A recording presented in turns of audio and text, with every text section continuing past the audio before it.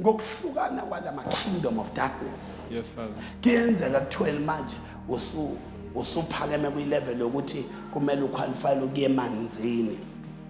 Ukuya emanzini ukuyolanda uhlobo thize lwemimoya awuphuphi nenyoka in most of the time, kodwa uphume nayo in the spirit.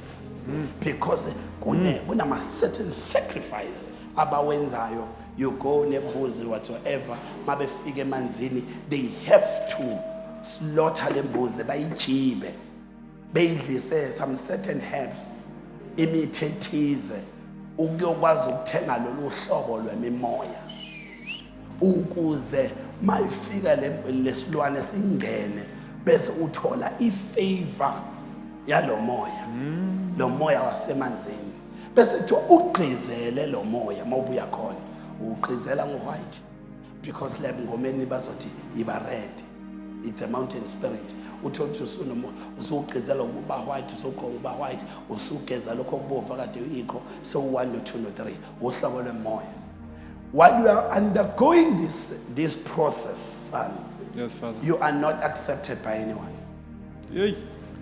Lo moya wenza ingqondo yakho bangatitha isebenzi babungena, bangatitha wena ucabangi, indlela obuka ngayo iba different. 2, mawukhishwa la uyathengwa lo moya, futhi omunye lo moya uyarentwa.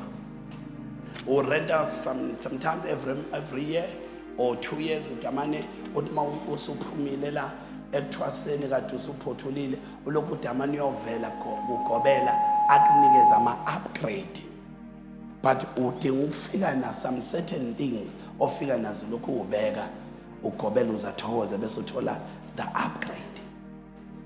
Nansi into eyenzakalayo, the fact ukuthi lo moya uyazidisguise, uzenza uNkulunkulu, uzenza ungqongqoshe, uzenze yonke into. Yes, Father. Ingakho uthi mawuzofika kuwe ube ubaba wakho, ube uma wakho, ube umkhulu wakho, ube wonke lo muntu wakini ongasekho kuthiwa namhlanje sekukhuluma ubani, namhlanje kukhuluma ubani, because you gain a favor and your heart so that you will become a slave.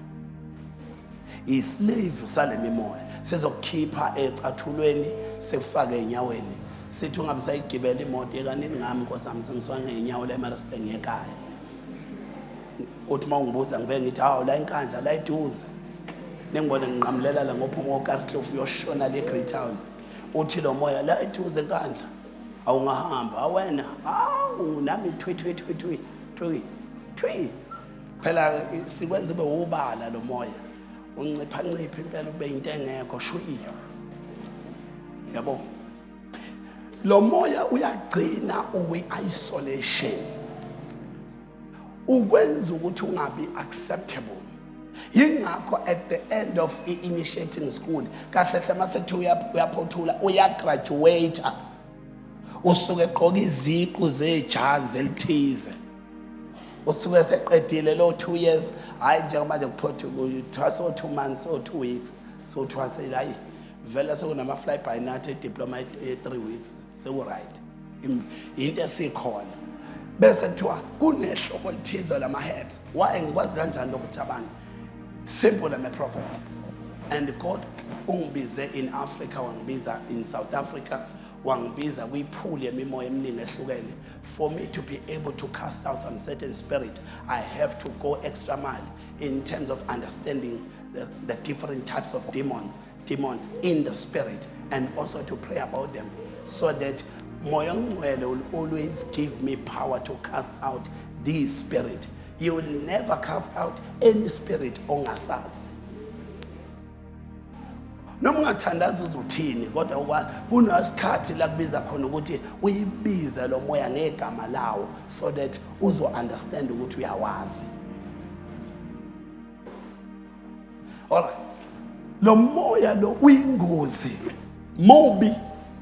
Usuke lo moya waba mobi ngokuthi ungena ngobuzwe.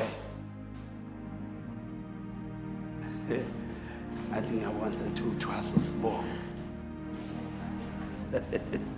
Ungena ngobuzwe.